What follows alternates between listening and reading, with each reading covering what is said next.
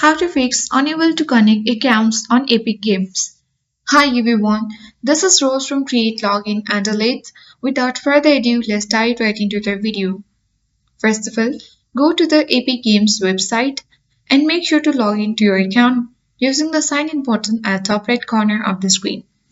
After that, from the home section, you need to simply click on the support option in the menu. And now you need to select the accounts from the support options. Click on accounts again in the next menu. After that, you need to contact AP Games support. You can click contact us button and then the form will autofill basic details. You need to fill out required informations and on the platform example PC, Xbox, etc. and select accounts as the category. Choose linked or console account as the contact reason. And now you need to simply explain the issues and submit the request.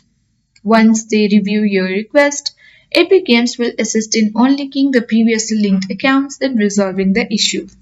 So that is it. I hope this guide was helpful. If it was, then do like, share, comment, and don't forget to subscribe. Thank you for watching and see you in the next video.